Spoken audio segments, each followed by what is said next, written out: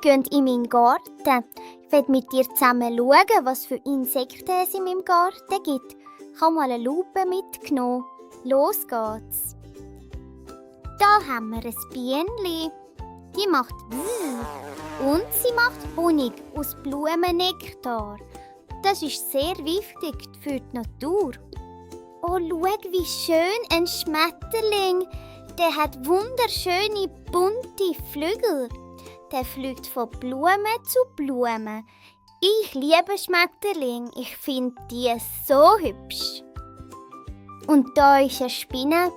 Von der musst du nicht Angst haben. Die ist ganz fleissige. Mit ihrem Netz fängt sie kleine Mückli. Und ihr Netz ist wie ein Kunstwerk. Es ist ganz fein und es glitzert in der Sonne. Da haben wir ein Hummeli. Sie ist ein bisschen dick und ganz flauschig mit ihrem Pelzli. Hummeli summt ganz laut. Brumm, brumm. Und sie helfen den Blümchen beim Wachsen. Oh, ein Schneck. Er trägt sein Haus immer mit sich, wie praktisch. Und er ist ganz langsam. Aber das macht nichts. Schneckli machen alles in ihrem Tempo. Da haben wir ein Räubli. Sie krabbelt langsam auf einem Blatt. Und weisst was? Später wird aus ihr ein Schmetterling, wie magisch. Oh, da schaut ein Wurm raus. Der wohnt im Boden und macht die Erde luftig.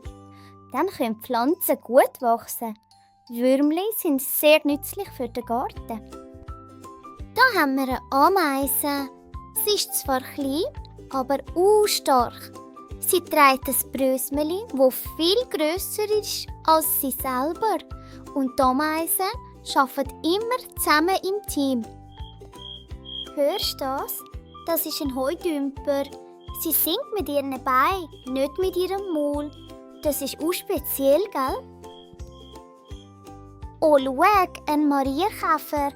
Der ist so klein und so herzig. Seine Flügel sind rot mit schwarzen Punkten. Man sagt, der bringt einem Glück. Manchmal heisst er auch Glückskäfer. Schön, gell?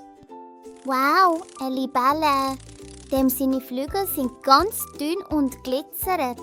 Libellen können vorwärts und rückwärts fliegen. Und sie wohnen gern in der Nähe vom Wasser. Wir haben zusammen so viele Insekten gefunden heute. Komm, wir schauen sie noch mal zusammen an. Also, wir haben hier ein Bienenli, ein Schmetterling, ein Marienkäfer, eine Ameise,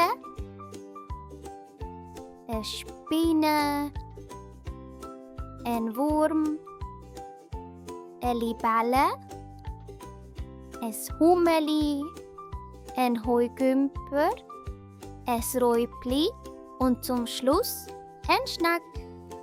Das haben wir gut gemacht. Jetzt kennst du auch viele Insekten aus dem Garten. Sie sind alle wichtig für die Natur. Bis zum nächsten Mal. Tschüss!